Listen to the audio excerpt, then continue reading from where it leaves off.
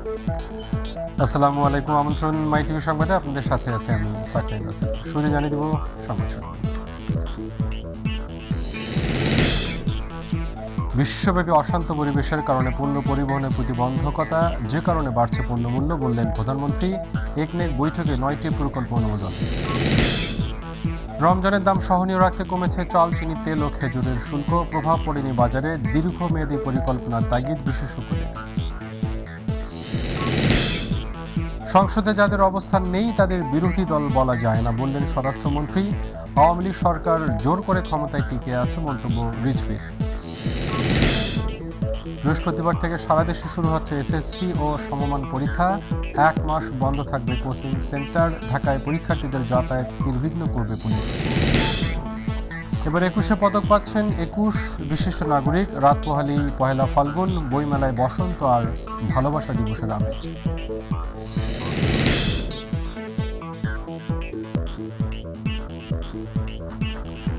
শুনলেন শিরোনাম, এবার জানিয়ে দেব পুরো খবর। 4,453 কোটি টাকার 9টি প্রকল্পের অনুমোদন দিয়েছে জাতীয় অর্থনৈতিক পরিষদের নির্বাহী কমিটি একনেক। প্রধানমন্ত্রী শেখ হাসিনার সভাপতিত্বে অনুষ্ঠিত একনেক সভায় এই অনুমোদন দেওয়া হয়।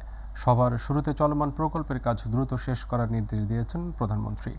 নতুন প্রকল্প নেওয়ার ক্ষেত্রে গুরুত্ব বিবেচনা করার পরামর্শ দেন তিনি। রাকিব হাসানের রিপোর্ট। যেসব প্রকল্পগুলি নতুন সরকারের প্রথম একনেক সভা অনুষ্ঠিত হয় রাজধানীর শেরেবাংলা নগরস্থ এনএসি সম্মেলন কক্ষে। সভায় সভাপতিত্ব করেন একনেক চেয়ারপারসন প্রধানমন্ত্রী শেখ হাসিনা। সূচনা বক্তব্যে বিভিন্ন মন্ত্রণালয়ের আওতাধীন চলমান প্রকল্পগুলোর কাজ দ্রুত শেষ করার নির্দেশ দেন তিনি। প্রতিটি মন্ত্রণালয়ে যেসব প্রকল্পগুলি অল্প খরচ করলে শেষ হয়ে যাবে, সম্পন্ন হয়ে যাবে, সেগুলি দ্রুত সম্পন্ন করে ফেলা। কারণ সম্পন্ন করে ফেললে হবে কি, আমরা তখন নতুন প্রকল্প নিতে পারবো। কিছু কিছু প্রকল্পের মেয়াদ বৃদ্ধি করা হয়েছে, তবে সেগুলিও আমার মনে হয় দ্রুত শেষ করা উচিত। কারণ শেষ না করলে হয়তো খরচও বাড়ে, সময়ও কালক্ষেপ হয়, সেটার জন্য না হয়। বৈদেশিক ঋণ যথাসময়ে ব্যবহারের নির্দেশ দিয়ে নতুন প্রকল্প গ্রহণের ক্ষেত্রে জনগণের কল্যাণকে প্রাধান্য দেওয়ার পরামর্শ দেন সরকার প্রধান। আমরা প্রবৃদ্ধি যেভাবে আমাদের বৃদ্ধি পাচ্ছিল, দেশের উন্নয়নটা ত্বরান্বিত হচ্ছিল।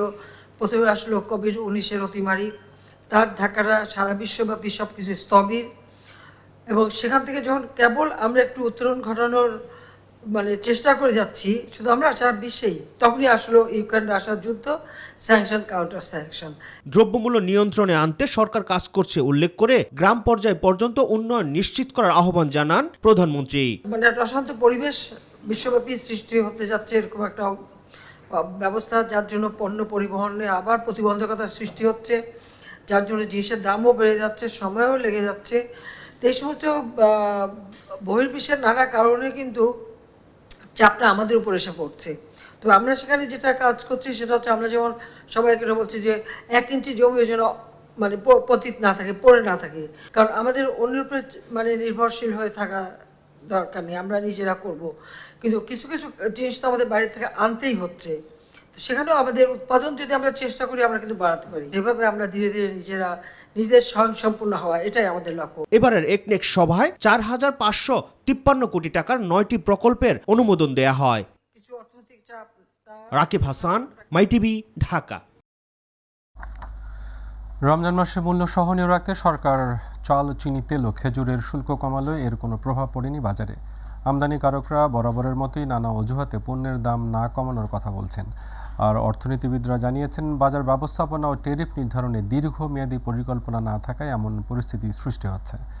এসএম খুরশেদ আলমের রিপোর্ট। বাজারে দ্রব্যমূল্যের ঊর্ধ্বগতি রোধে সরকার নানান পদক্ষেপ নিলেও মুনাফা সিন্ডিকেটের হাতে জিম্মি সাধারণ মানুষ। সরকারি উদ্যোগে তেমন একটা সুফল পাচ্ছেন না ক্রেতা ও ভোক্তারা। আসন্ন রমজানকে সামনে রেখে চাল, চিনি, তেল ও খেজুরের শুল্ক কমিয়ে দেয় সরকার, কিন্তু এর কোনো প্রভাব পড়েনি বাজারে। ওই প্রভাবটা এখনো পড়ে নাই, হয়তো ওই প্রভাবটা পড়তে আরো সপ্তাহখানেক সময় লাগবে। দিন দিন এটা সিজন টাইমে জিনিসগুলো কমবে, কিন্তু সিজন টাইমে জিনিসগুলো বাড়তেছে। বেশি শুল্কে আমদানি করা পণ্য শেষ না হলে এসব পণ্যের দাম কমানো সম্ভব নয় বলে জানান ব্যবসায়ীরা। এটা আসলে আমি যদি 200% ডিউটি বাড়াইয়া 10% কমাই, সেটা কম হলো না, কিন্তু ব্যাপারটা কিন্তু এরকম হয়েছে।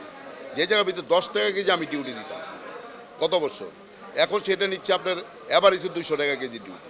এখান থেকে আমি যদি 10 টাকা 15 টাকা কেজিতে কমাই, এটা কম হলো না কিন্তু। সরকারি কোনো সংস্থা থেকে শুল্ক মূল্য কমানোর পর এর মূল্য নির্ধারণ না করায় বাজারে এর প্রভাব নেই বলে মনে করেন ব্যবসায়ীরা। সরকার যে ট্যাক্স কমাইছে সেজন্য আমি আমার সমিতির পক্ষ থেকে এটা শুভেচ্ছা জানাই, সাধুবাদ জানাই। তবে এইটা খুব একটা যে আহামরিক কমানো হয়েছে তা না। রাজস্ব বোর্ড আমাদের কাছে রাজস্ব আদায় করছেন 42 টাকার মতো পার কেজিতে, অথচ কমালো আপনার 50 পয়সা। দীর্ঘমেয়াদী পরিকল্পনা না হলে এত শিগগির দাম কমানো সম্ভব নয় বলে মনে করেন অর্থনীতি বিশ্লেষকরা। প্রতি সময়ই আমরা অল্প সময়ের জন্য এক ধরনের হুট করে এক ধরনের বাজার নজরদারিতে চলে যাই, হুট করে একটা বাজারে গিয়ে কিছু জরিমানা করছি, সেখান থেকে আমরা আদতে ফল পাই না। সুতরাং দীর্ঘমেয়াদী ফল পেতে হলে বাজার ব্যবস্থাগুলোকে আপনাকে ফর্মালাইজ করতে হবে এবং বাজারে যাতে লাইসেন্সধারী এবং পার্টিকুলার এই যে কোনো পণ্যের লাইসেন্সধারী ছাড়া অন্য কেউ যাতে লেনদেন না করতে পারে। SM Khurshed Alam, ITV, Dhaka. সংসদে যাদের অবস্থান নেই তাদের বিরোধী দল বলা যায় না বলে মন্তব্য করেছেন স্বরাষ্ট্রমন্ত্রী আসাদুজ্জামান খান কামাল। তিনি বলেন, বিএনপি ষড়যন্ত্রে বিশ্বাসী, তাই তারা অস্থিতিশীল পরিস্থিতি সৃষ্টির চেষ্টা করছে। ষড়যন্ত্রকারীদের রুখে দেওয়া হবে বলে জানিয়েছেন পুলিশ প্রধান চৌধুরী আবদুল্লাহ আল মামুন। মঙ্গলবার রাজারবাগ পুলিশ অডিটোরিয়ামে হাইওয়ে পুলিশ সেবা সপ্তাহ উপলক্ষে আয়োজিত আলোচনা সভায় এসব কথা বলেন তারা। হাসান জাকিরের রিপোর্ট। হাইওয়ে পুলিশ সেবা সপ্তাহ উপলক্ষে আয়োজিত আলোচনা সভায় যোগ দেন দেশের বিভিন্ন অঞ্চলের পরিবহন সংশ্লিষ্টরা। এ সময় সেবার মান উন্নয়ন ও স্বচ্ছতা, জবাবদিহিতা ও পেশাদারিত্ব নিশ্চিতের লক্ষ্যে আধুনিক প্রযুক্তি সম্পন্ন body worn camera, live streaming সফটওয়্যারের উদ্বোধন করেন স্বরাষ্ট্রমন্ত্রী। অনুষ্ঠানে সভাপতি আইজিপি চৌধুরী আবদুল্লাহ আল মামুন বলেন, যারা সরকার ও আইনশৃঙ্খলা বাহিনীকে বিভ্রান্ত করার চেষ্টা করছে তাদের অপচেষ্টা রুখে দিতে কাজ করছে পুলিশ। যে কোনো অনিয়মের বিরুদ্ধে আমরা জিরো টলারেন্সের নীতি গ্রহণ করছি এবং যে কেউ পুলিশের কোনো সদস্য কোনো আইনের কোনো ব্যত্যয় ঘটালে আমরা তাকে যেভাবে বিভাগীয় ব্যবস্থা নিচ্ছি এর পাশাপাশি কিন্তু আইনগত ব্যবস্থা গ্রহণ করছি। অনুষ্ঠানের প্রধান অতিথি স্বরাষ্ট্রমন্ত্রী আসাদুজ্জামান খান কামাল বলেছেন, সড়ক মহাসড়ক সিসিটিভির আওতায় এলে সড়ক নিরাপত্তা নিশ্চিতে আরও এক ধাপ ত্বরান্বিত হবে। আমরা আধুনিক প্রযুক্তির ব্যবহারটা যদি আমরা করতে পারি তখন আমাদের অনেক কিছুই সলভ হয়ে যাবে, তখন অনেক দক্ষতা বাড়বে, লোকবলের যে প্রয়োজনীয়তা সেই প্রয়োজনীয়তাটা অনেকখানি কমে যাবে বলে আমরা মনে করি। এ সময় তিনি বিরোধী একটি রাজনৈতিক দলের নানাবিধ কর্মকাণ্ড নিয়েও মন্তব্য করেন। আমি বিরোধী দল বলবো না এই কারণে, তাদের কিন্তু আজকে পার্লামেন্টে তাদের কোনো অস্তিত্বই নাই, কাজে তারা বিরোধীর দল আমি স্বীকার করি না। একটি দল, তারা ষড়যন্ত্রকে বিশ্বাস করে, তারা মাসল পাওয়ারকে বিশ্বাস করে, সেইগুলি তারা বারবার তারা এইগুলি দিয়ে একটা অশৃঙ্খল পরিস্থিতির সৃষ্টি করতে যাচ্ছে। হাসান জাকির, মাই টিভি, ঢাকা। আওয়ামী লীগ সরকার জোর করে ক্ষমতায় টিকে আছে বলে মন্তব্য করেছেন বিএনপির সিনিয়র যুগ্ম মহাসচিব রুহুল কবির রিজভী। তিনি বলেন, মানুষ 7 জানুয়ারি নির্বাচন প্রত্যাখ্যান করেছে। কেন্দ্রীয় কর্মসূচির অংশ হিসাবে যুবদলের নেতাকর্মীদের নিয়ে নয়াপল্টন এলাকায় লিফলেট বিতরণের সময় তিনি মন্তব্য করেন, জনগণ একদিন গুম খুনের বিচার করবে উল্লেখ করে তিনি বলেন, ঐক্যবদ্ধ মানুষের আন্দোলনে এই সরকারের পতন অনিবার্য। মানুষ জেগে উঠেছে এই সরকারের পতনের লক্ষ্যে, এই সরকারের বিরুদ্ধে সবাই আন্দোলনে আজকে একসাথে। 15 ফেব্রুয়ারি থেকে সারা দেশে শুরু হচ্ছে এসএসসি ও সমমান পরীক্ষা। পরীক্ষা সুষ্ঠুভাবে সম্পন্ন করার লক্ষ্যে মঙ্গলবার থেকে 15 মার্চ পর্যন্ত সব কোচিং সেন্টার বন্ধ থাকবে। এসএসসি পরীক্ষা গুজবমুক্ত ও ইতিবাচক পরিবেশে সম্পন্ন করার লক্ষ্যে কমিটি গঠন করা হয়েছে। কেন্দ্র সচিব ছাড়া পরীক্ষা কেন্দ্রে অন্য কেউ মোবাইল ফোন বা অননুমোদিত ইলেকট্রনিক ডিভাইস ব্যবহার করতে পারবেন না। এছাড়াও ট্রেজারি থানা থেকে প্রশ্নপত্র গ্রহণ ও পরিবহন কাজে নিয়োজিত কর্মকর্তা, শিক্ষক ও কর্মচারীরা কোনো ফোন ব্যবহার করতে পারবেন না।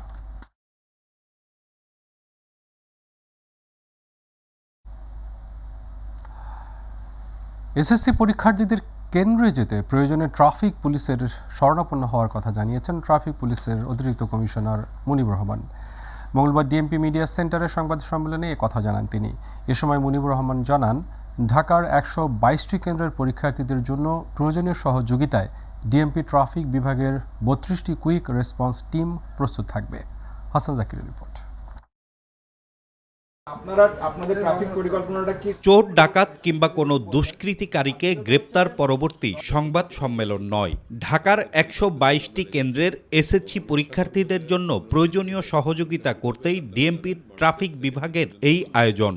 আমরা সর্বতভাবে তাদের পাশে থাকার চেষ্টা করব, তাদেরকে সহযোগিতা করার চেষ্টা করব। রাজধানীতে চলমান উন্নয়ন কর্মকাণ্ডের কথা মাথায় রেখেই পরীক্ষার্থীরা যাতে সঠিক সময়ে পরীক্ষা কেন্দ্রে পৌঁছতে পারে সেজন্য বিশেষভাবে প্রস্তুত রয়েছে ঢাকা মেট্রোপলিটন পুলিশের ট্রাফিক বিভাগ। কোনো পরীক্ষার্থী যদি কোনো কারণে পরীক্ষা কেন্দ্রে আসতে তার বিলম্ব হয় বা কোনো রকম অসুবিধার সম্মুখীন হয় বা কোনো রকম চ্যালেঞ্জের মুখে পড়ে, যদি মনে করে থাকে যে ট্রাফিক পুলিশের সহায়তা দরকার, অবশ্যই আমাদের কুইক রেসপন্স টিম থাকবে, বিভিন্ন পয়েন্টে থাকবে।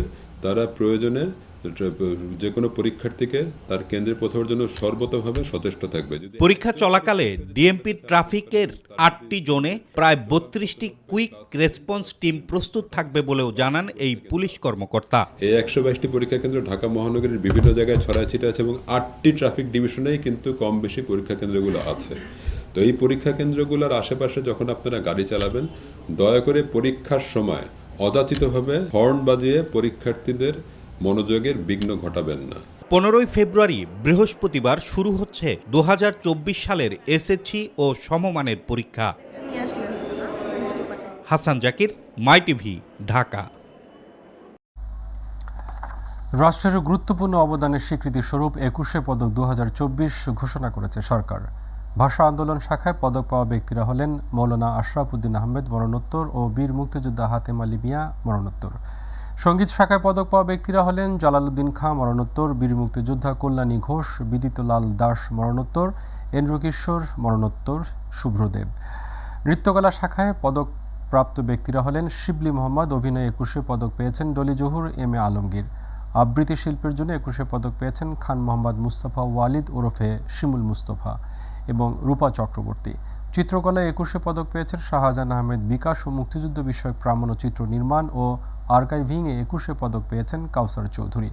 সমাজসেবায় মোহাম্মদ জিয়াউল হক ও আলহাজ রফিক আহমদ। ভাষা ও সাহিত্যে ২১শে পদক পেয়েছেন মোহাম্মদ সামাদ, লুৎফর রহমান রিটন, মিনার মনসুর ও রুদ্র মোহাম্মদ শহীদুল্লাহ মরণোত্তর এবং শিক্ষাক্ষেত্রে ২১শে পদক পেয়েছেন প্রফেসর ডক্টর জিন বোধি ভিক্ষু।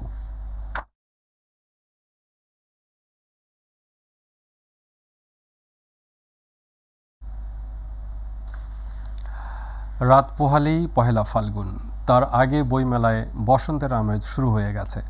পরনে বাসন্তী রঙের শাড়ি, খোপায় হলুদ গাদার মালা, এক হাতে বই, অন্য হাতে ধরা হলুদ পাঞ্জাবি পরা প্রিয় মানুষের হাত। শীতের শেষ প্রহরে এমন সেজেছে পুরো বইমেলা। এসএম আরিফের রিপোর্ট। প্রকৃতিতে কড়া নাড়ছে ফাল্গুন, অমর ২১শে বইমেলাও যেন বসন্তের অপেক্ষায়। পরনে বাসন্তী রঙের শাড়ি, খোপায় হলুদ গাধার মালা, নারী পুরুষের পোশাক সাজসজ্জায় বাঙালিয়ানার আবহ। শীতের শেষ প্রহরে এ যেন বসন্তের আমেজ। আগামীকাল তো পহেলা বসন্ত, এজন্য আমরা আগে থেকেই সবাই আনন্দ করার জন্য এখানে চলে আসছি। সবাই এখন থেকেই শুরু হয়ে গেছে ফাল্গুনের আবহাওয়া, কারণ সবাই দেখতেছেন সেজে গুজে। ভিতরে তো নতুন দিনের ফাল্গুন আসার একটা গুঞ্জন চলছেই, সেটার বহিঃপ্রকাশ এখানে ঘটে। ২০১৯ সালে বাংলা পঞ্জিকায় সংশোধনী আনা হয়, তাতে পহেলা ফাল্গুন ও ভালোবাসা দিবস পড়েছে একই দিনে। অনেকের মাঝে রয়ে গেছে পুরনো আমেজ, ভিড় এড়াতে আগেভাগেই বসন্তের সাজে কেউ কেউ। আমরা সেই তথাকথিত সেই ১৩ তারিখে ফাল্গুন করে থাকি, সেই জন্য অনেকে আসছে, বই দেখছে, ভিড়ও পড়ছে। ১৪ তারিখে কি করে চলে আসছে, ১ তারিখ আগে পিছিয়ে হয়েছে, কিন্তু ১৩ তারিখে ছোট থেকে পালন করে আসছি, তো এটা রয়ে গেছে। স্টলগুলোতেও দেখা গেছে ফাগুনের আবহ। ছুটি কিংবা কোনো দিবস নয়, তবুও মেলায় ক্রেতা দর্শনার্থীদের সরব উপস্থিতি, যা লেখক, প্রকাশক ও বিক্রেতাদের মাঝে আশার সঞ্চার করেছে। এই যে ফাগুনের রংকে আমরা উদযাপন করছি। এই ফাগুনের রং আমাদের শক্তি। যেটা শুক্র শনিবারে যে ভিড়টা দেখে সেটা আজকে দেখতে পাচ্ছি। ফাগুনকে উপলক্ষ করে আসলে এই ভিড়টা হচ্ছে, আর বিক্রিও খুব ভালো হচ্ছে, যার কারণে বই বিক্রি আলহামদুলিল্লাহ ভালো হচ্ছে। এই পর্যন্ত বেশ ভালোই বিক্রি হচ্ছে। মেলার 13তম দিনে নতুন বই প্রকাশ পেয়েছে 110টি। মোট প্রকাশিত বইয়ের সংখ্যা 1140টি। SM Arif, MyTV, Dhaka. কুখ্যাত মামা পার্টির মূল হোতা শাহিন রানা ওরফে তজ্জম সহ 5 জনকে গ্রেপ্তার করা হয়েছে। দেখতে নিরীহ সাদাসিধে মনে হলেও প্রত্যেকেই তাদের পেশার আড়ালে ভয়ঙ্কর অপরাধী জানিয়ে র্যাব 10-এর অধিনায়ক এডিশনাল ডিআইজি মোহাম্মদ ফরিদউদ্দিন বলেন, অল্প কিছু টাকার জন্য চক্রটির সদস্যরা কোনো ব্যক্তিকে হত্যা করতেও পিছুপা হতেন না। মামা পার্টি চক্রের গ্রেপ্তারকৃত সদস্যরা র্যাবের হেফাজতে। সকালে র্যাব মিডিয়া সেন্টারে এক সংবাদ সম্মেলনে তিনি এসব তথ্য জানান। প্রাইভেট কার মাইক্রোতে যাত্রী সেজে চেতনানাশক ওষুধ খাইয়ে অজ্ঞান করে ছিনতাই করে এরকম একটি কুখ্যাত মামা পার্টির 5 জন সদস্যকে যাত্রাবাড়ি থানা থেকে এলাকা থেকে গ্রেপ্তার করেছি। ঢাকার মোহাম্মদপুরে ডেইলি স্টার পত্রিকার নির্বাহী সম্পাদক সৈয়দ আশরাফুল হকের বাসার কাজের নিয়োজিত শিশু গৃহকর্মী প্রীতি উড়ান হত্যার ঘটনায় মানববন্ধন ও প্রতিবাদ সমাবেশ হয়েছে। দুপুরে জাতীয় প্রেস ক্লাবের সামনে ভুক্তভোগী পরিবারের সদস্যদের উদ্যোগে এই মানববন্ধন হয়। মানববন্ধনে প্রীতির বাবা মা জানান, তাদের মেয়েকে নির্মমভাবে 8 তলা থেকে ফেলে হত্যা করা হয়েছে। এই হত্যাকাণ্ডে দৃষ্টান্তমূলক শাস্তি দাবি করেন তারা। এছাড়া প্রীতি উড়ানের হত্যার সাথে জড়িত সৈয়দ আশরাফুল হককে সমর্থন দেওয়ার জন্য ইংরেজি দৈনিক ডেইলি স্টারের নিবন্ধন বাতিলের দাবি জানান মানববন্ধনে উপস্থিত বক্তারা। 6 ফেব্রুয়ারি ডেইলি স্টার পত্রিকার নির্বাহী সম্পাদক সৈয়দ আশরাফুল হকের 8 তলার ফ্ল্যাট থেকে পড়ে নিহত হন শিশু গৃহকর্মী প্রীতি উড়ান। এ ঘটনায় গ্রেপ্তার হন সৈয়দ আশরাফুল হক ও তার স্ত্রী। মশার উৎপাত থেকে দেশের মানুষকে রক্ষা করতে টনিকের মতো কাজ করবে পাতাবাহার সহ 3 স্টার গ্রুপের সব মশার কয়েল। মঙ্গলবার রাজধানীর একটি অভিজাত হোটেলে বাংলাদেশ মসকুইটো কয়েল ম্যানুফ্যাকচারার্স অ্যাসোসিয়েশনের দ্বিবার্ষিক কার্যনির্বাহী পরিষদের নির্বাচনে সম্মিলিত ঐক্য পরিষদের পরিচিতি সভায় এ কথা জানান গ্রি স্টার কেমিক্যাল কোম্পানির ব্যবস্থাপনা পরিচালক ও সিইও হুসাইন মজুমদার। বিস্তারিত হাসান জাকিরের রিপোর্টে। বাংলাদেশ মসকিটো কয়েল ম্যানুফ্যাকচার অ্যাসোসিয়েশনের দ্বিবার্ষিক কার্যনির্বাহী পরিষদ নির্বাচনে সম্মিলিত ঐক্য পরিষদের পরিচিতি সভা অনুষ্ঠিত হয় রাজধানীর একটি অভিজাত হোটেলে। পরিচিতি সভা শেষে প্রার্থীরা দেশের উন্নয়নে নিজেদের পণ্যের সঠিক ব্যবহারের নিশ্চয়তা প্রদানের নানা অঙ্গীকার করেন। আমরা যদি নির্বাচিত হতে পারি, আমরা সবাইকে ঐক্যবদ্ধভাবে আমাদের পণ্যের কোয়ালিটি যেন ডেভেলপ করা যায় সেভাবে কাজ করবো ইনশাল্লাহ। সকলের সহযোগিতায় সব আমরা বিএসটি এর আওতায় নিয়ে আসবো ইনশাল্লাহ। এক্সপার্টগুলোকে আমাদের অ্যাসোসিয়েশনের উদ্যোগে প্রশিক্ষণের ব্যবস্থা করব, যাতে মানসম্পন্ন কয়েল উৎপাদন করে এবং সেটা মানুষের দ্বারগোড়ায় পৌঁছে দেয়। ইনপুট এক্সপোর্ট করতে গিয়ে আমাদের এখন খুব কষ্ট হইতেছে। আমরা যেন ওই ইনপুট আমরা এগুলো করতে পারি সহজভাবে, এই ব্যবস্থা যেন আমাদেরকে সরকার সাহায্য করেন। এ সময় মশার উৎপাত থেকে দেশের মানুষকে রক্ষা করতে টনিকের মতো কাজ করবে বলে জানান পাতাবাহার সহ গ্রি স্টার গ্রুপের ব্যবস্থাপনা পরিচালক ও সিইও হোসাইন মজুমদার। বর্তমানে ডেঙ্গু বা চিকনগুনিয়া বিভিন্ন মশার উপদ্রবে দেশে অনেক মানুষ প্রাণ হারাচ্ছে। তো এই জন্য এই মশার কয়েলটাকে আমি এমনভাবে দেওয়ার চেষ্টা করতেছি, যেটা পাতাবাহার অ্যান্ড তুলসী পাতা মশার কয়েল, এমনভাবে দেওয়ার চেষ্টা করতেছি যেটা নিয়ে মানুষের একদম ক্ষতি কম করে বা ক্ষতি না করে যেন মশা তাড়ানো যায়, এই ব্যবস্থাটাই করার চেষ্টা করতেছি। আসন্ন নির্বাচনে সম্মিলিত ঐক্য পরিষদ প্যানেলে পরিচালক পদে 19টি পদের বিপরীতে 2টি প্যানেলে মোট 38 জন প্রার্থী প্রতিদ্বন্দ্বিতা করবেন। হাসান জাকির, মাই টিভি, ঢাকা। জানিয়ে দেব প্রবাসী সংবাদ।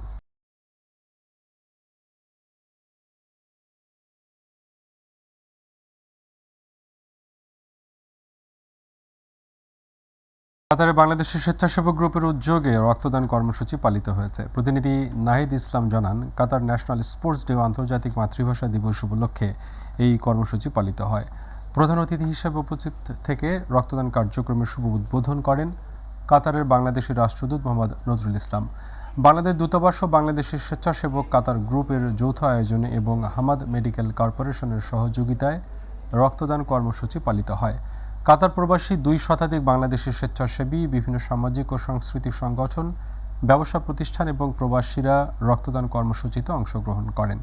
রক্তদাতা ও সহযোগী বিভিন্ন সংগঠনের হাতে সার্টিফিকেট তুলে দেন রাষ্ট্রদূত।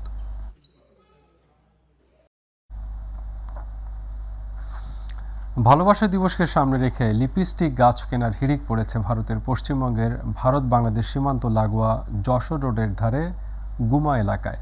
প্রতিনিধি সৌমন রায় চৌধুরী জানান, মূলত ঘর সাজানোর জন্য এই গাছ ব্যবহার করা হয়। অন্যান্য গাছের পাতার মতো এই গাছের পাতা সবুজ হলেও তার মধ্যে লাল ও গোলাপি রঙের নানা রেখা ফুটে ওঠে, আর তাতেই নজর কাড়ে এই লিপস্টিক গাছ। গ্রীষ্মকালে ঘরে রাখা যেতে পারে এই গাছ, সৌন্দর্য বৃদ্ধির পাশাপাশি দেবে অক্সিজেনও। সরাসরি সূর্যের আলো ছাড়াও বেঁচে থাকা এই গাছ সাধারণ পানিতেই টিকে থাকে। ভ্যালেন্টাইন ডে উপলক্ষে প্রিয়তমাকে উপহার তুলে দিতে অনেকেই এই গাছ কিনতে আসছেন এখন।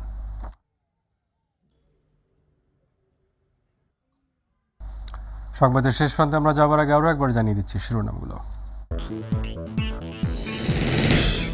বিশ্বব্যাপী অশান্ত পরিবেশের কারণে পণ্য পরিবহনে প্রতিবন্ধকতা, যে কারণে বাড়ছে পণ্যমূল্য, বললেন প্রধানমন্ত্রী। একনেক বৈঠকে 9টি প্রকল্প অনুমোদন। রমজানের দাম সহনীয় রাখতে কমেছে চাল, চিনি, তেল ও খেজুরের শুল্ক। প্রভাব পড়েনি বাজারে, দীর্ঘমেয়াদী পরিকল্পনার তাগিদ বিশেষজ্ঞদের। সংসদে যাদের অবস্থান নেই তাদের বিরোধী দল বলা যায় না, বললেন স্বরাষ্ট্রমন্ত্রী। আওয়ামী লীগ সরকার জোর করে ক্ষমতায় টিকে আছে, মন্তব্য রিজভীর। বৃহস্পতিবার থেকে সারা দেশে শুরু হচ্ছে এসএসসি ও সমান পরীক্ষা। 1 মাস বন্ধ থাকবে কোচিং সেন্টার। ঢাকায় পরীক্ষার্থীদের যাতায়াত নির্বিঘ্ন করবে পুলিশ। এবার 21শে পদক পাচ্ছেন 21 বিশিষ্ট নাগরিক। রাত পোহালেই পহেলা ফাল্গুন, বইমেলায় বসন্ত আর ভালোবাসা দিবসের আমেজ।